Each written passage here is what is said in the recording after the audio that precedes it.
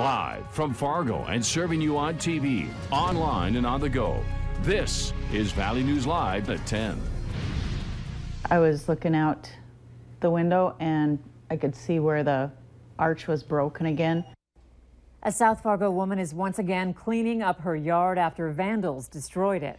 And this is becoming an all too common sight for Nancy Windmill. Similar damage was done to her garden's arbor just 4 months ago. Valley News Team's Melanie Palmer has our story tonight about the vandalism that has plagued this woman's home. It looks like they jumped up, grabbed onto the top of the arbor and pulled it, and it happened to look the same way both times because it was leaning towards the west. Nancy Windmill and her family have experienced their fair share of vandalism in the past couple of months. They live here in South Fargo near Bennett Elementary School.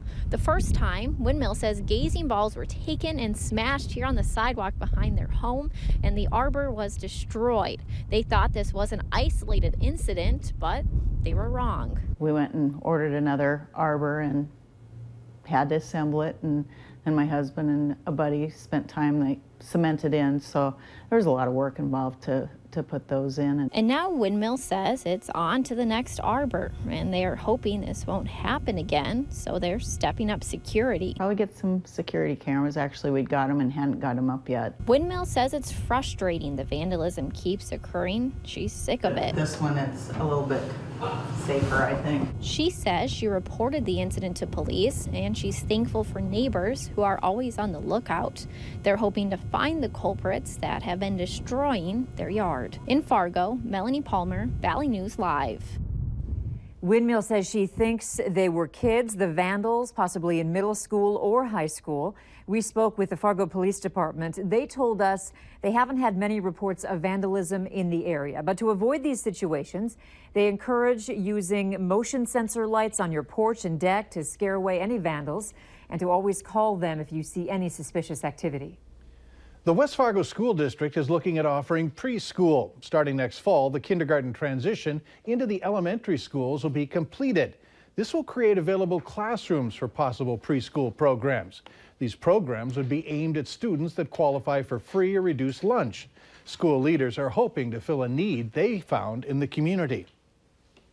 We do know through studies that there are opportunities for families that can afford to pay for programming, but there are not a lot of opportunities for families that do not have the funding to pay for their child to attend. But we'd like to have opportunities for both. Also tonight, the board approved the retirement of Superintendent Dr. David Flowers for next June.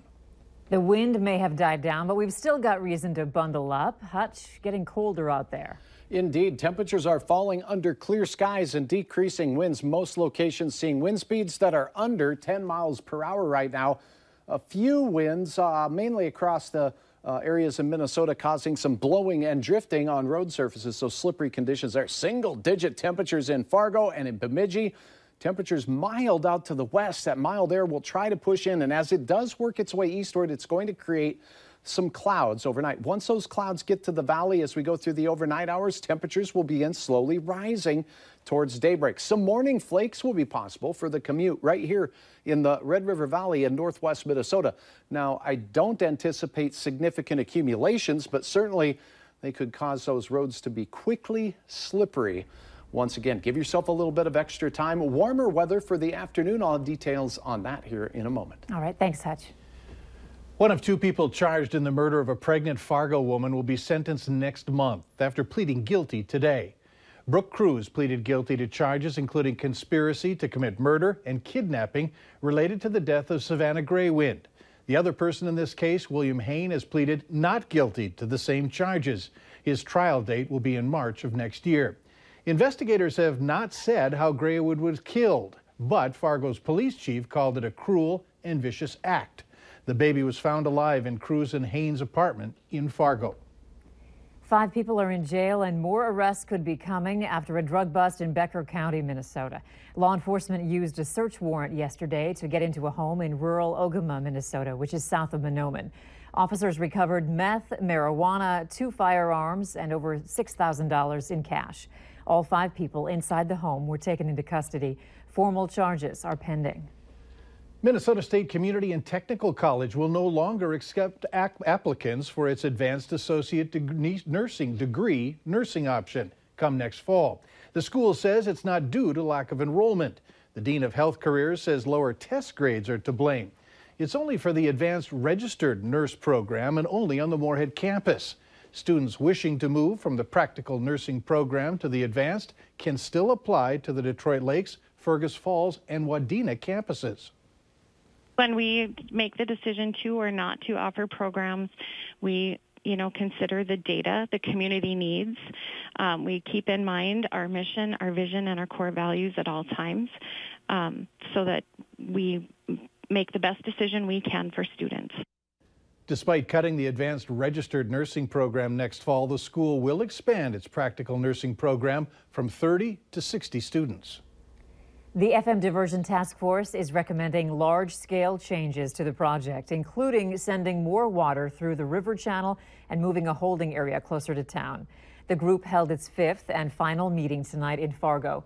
The project has been on hold since September, when a judge halted construction over permitting issues raised by Minnesota upstream residents.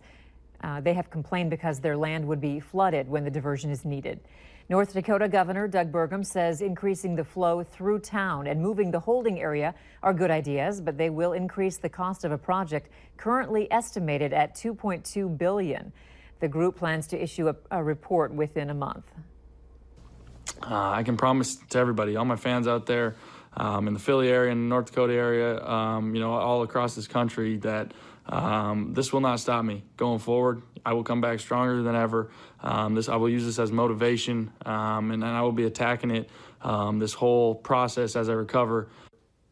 That message came from Carson Wentz earlier this evening, addressing his many supporters after an MVP-level season was cut short by a knee injury.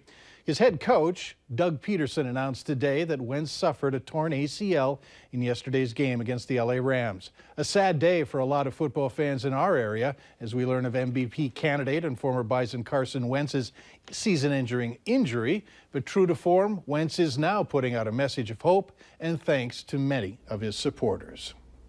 Something that's in most of our homes is a huge danger to toddlers, and now some are calling for an immediate ban. That's later on Valley News Live at 10. But up next, turns out a lot of parents are generous in helping their grown children with bills, what they're most likely to help pay for.